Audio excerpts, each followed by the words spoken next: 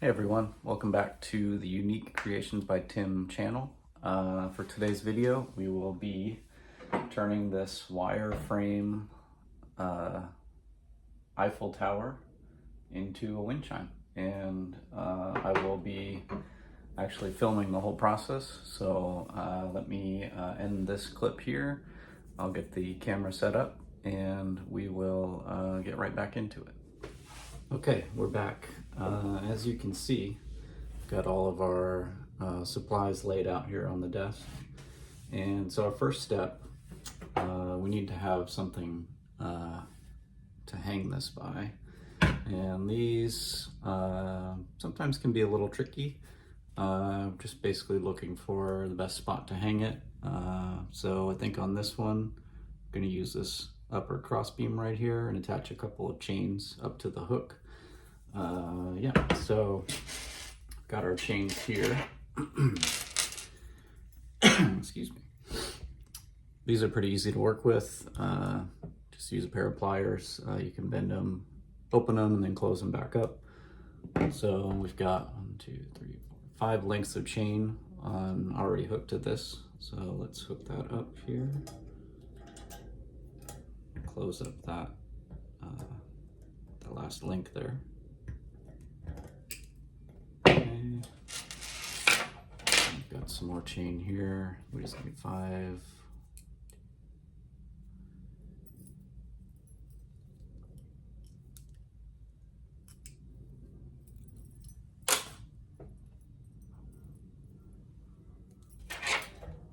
So we'll put one end into that loop.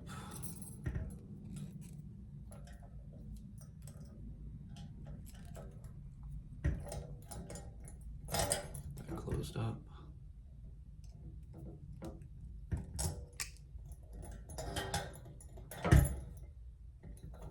And on the other end, we'll attach it to that same bar, but on the other side of that upper part there.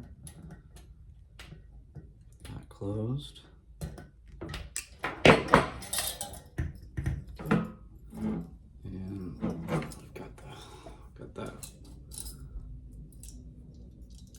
All in there now. You can see that'll hold up this when you hang it up outside.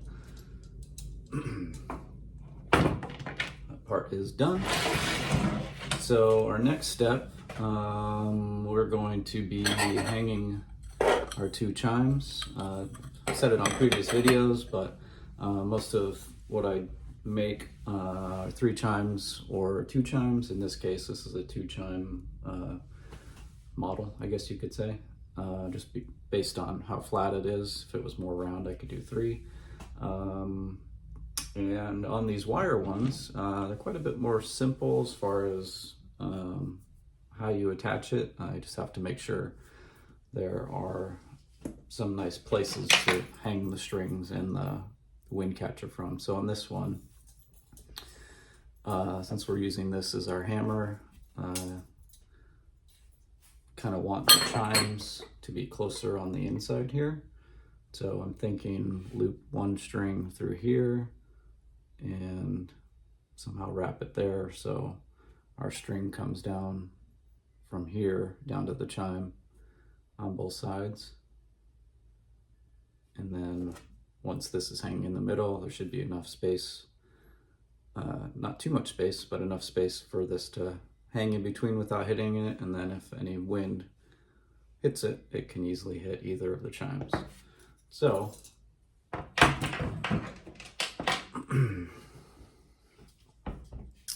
we'll start with some of this off-white string that I've got here. Basically, we're going to cut 2 lengths, about the same length. This is not precise, just kind of what you feel like doing, how long or short you want to make it. Get our second length. Okay. Feed this through here.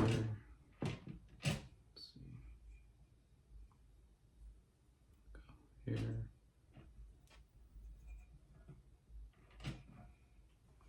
Okay.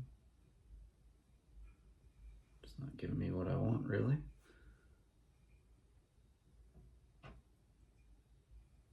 There's a little gap here, maybe we can feed it through here.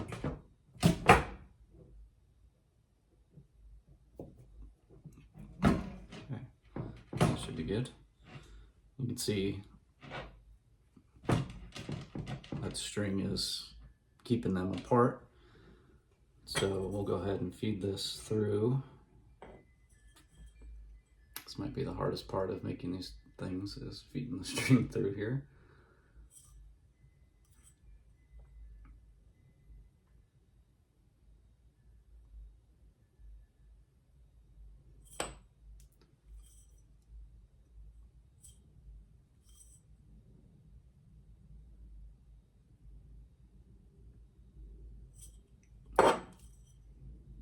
Guess it wasn't lying. Come on.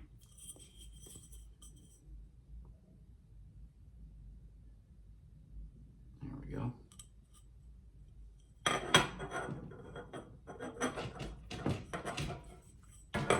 Now we're going to tie our knot.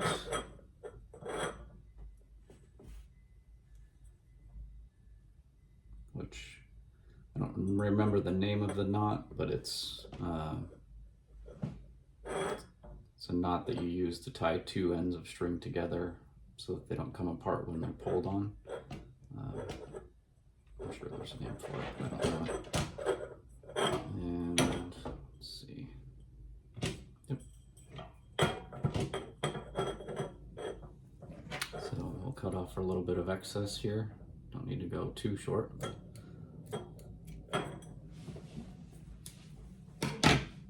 Let's see. It's hanging down. Then we'll just pull, if you can see that, little end of the string hanging out there. So we'll just pull that in,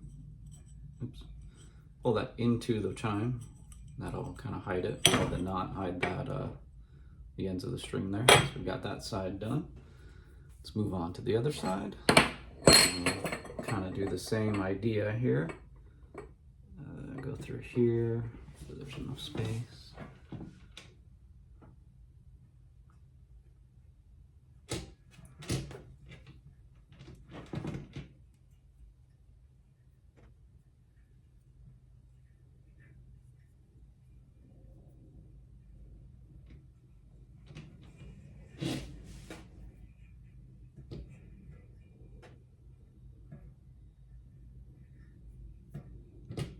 Like I said, it's just, you know, finding the right path for the string that gets you what you need. Sounds kind of odd, but that should work. Okay. We're going to feed this through.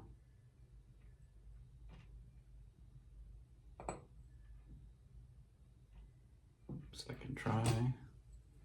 I'll try to tie this one a little bit shorter, or leave less excess, just because I had to have an extra wrap on here. Let's see if we can do this.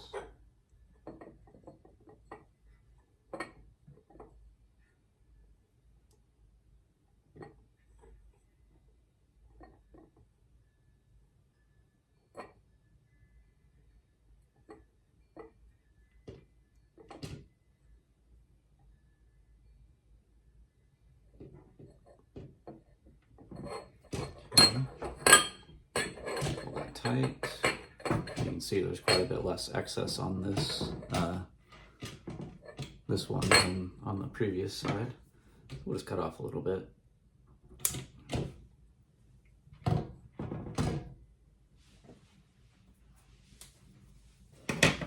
Do some test. Okay, I'm happy with that. Now we're going to pull our knot into the chime itself, so we don't have to see that.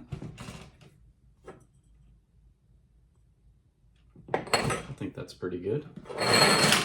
And our last step here is going to be the wind catcher and hammer assembly. Got our hammer, a little locking bead there, and then the wind catcher, I went with the blue geode. I think it goes nicely with the silver chimes and the black wire. Eiffel Tower we got up here. Pull this up a little bit.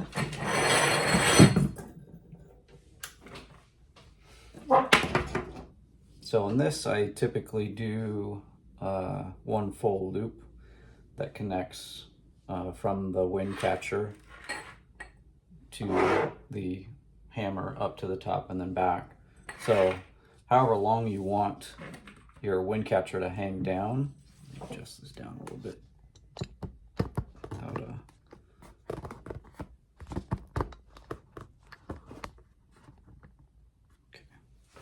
However long you want this to hang down, you want double that length of string.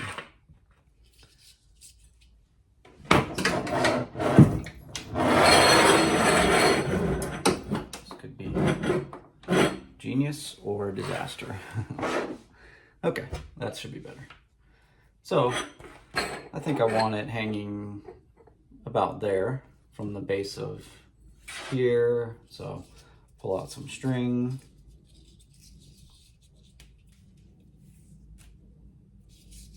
This is going to be a long wind chime. This one in particular most likely will not be up on my Etsy store, unless I can find a box for it. Yeah, I don't have boxes that would fit something this long, but we'll see. Yeah, so I think that's about the length of string that we want. We'll cut that off there.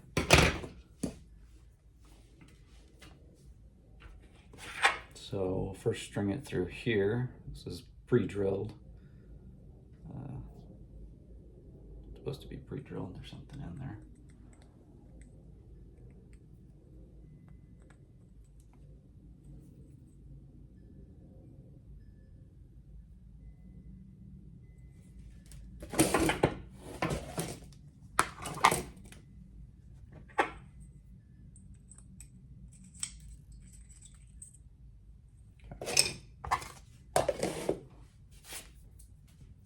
Almost pre-drilled. All right, let's get that string through there.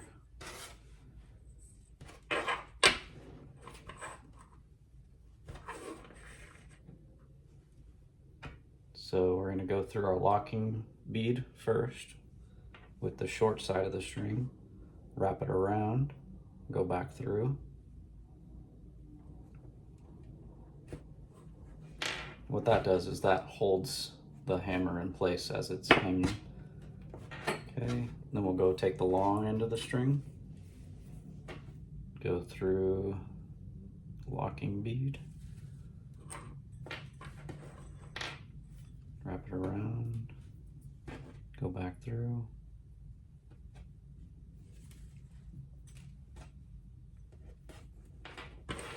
Okay, keep using the long side, go through the hammer.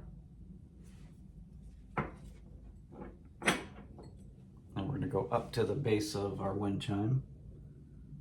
And for this, I think we're just going to go around here. Not sure how much light you can see. Just find a good spot in the middle to hold that, where it won't slide around. It'll just kind of stay there. So,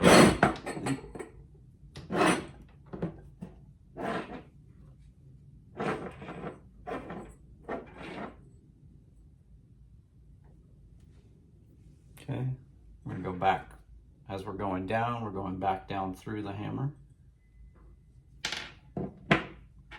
Now we're going to tie the two lengths together in between the locking bead and the hammer, using the same knot that we did for these parts. I'll have to learn the name of that knot. I'll share it maybe in the next video.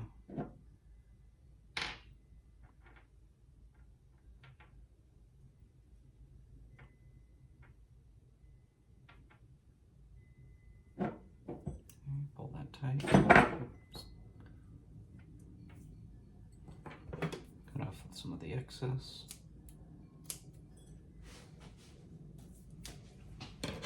I'll readjust.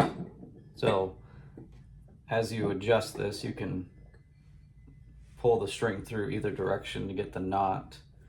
The way I do it is I like the knot right above the locking bead, so it's hidden between the hammer and the locking bead.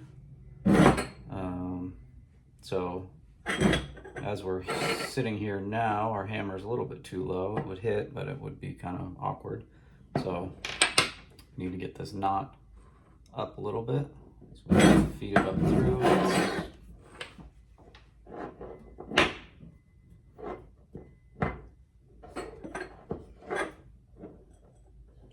So you can see we got the knot a little bit higher up there. Pull our locking bead up, hammer down. This is all preference. There's no rules or you have to do it this way, you have to do it some way. I want that a little bit higher, I think.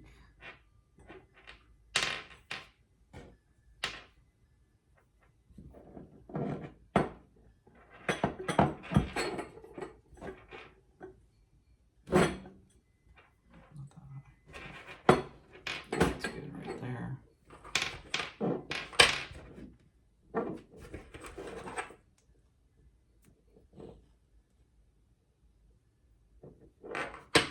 So you see the wraps on here.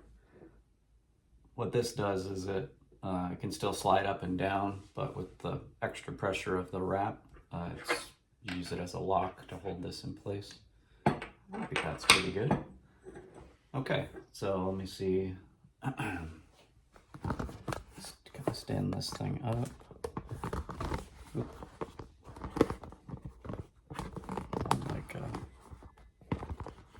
just a box here.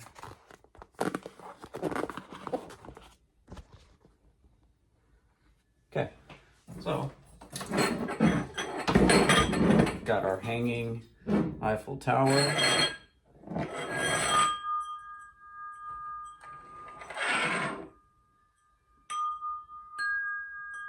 See, it's a little far away, but swinging side to side, it'll catch it. So that is kind of a step-by-step for a wireframe base. Let me close out the video with a short clip of this hanging up outside. I think it's a little bit breezy, or if not, I'll make sure it is. And yeah, so let me do that, and thank you for watching. If you have any questions, let me know down in the comments. Yeah, so let me close this out, and we'll see you in the next video.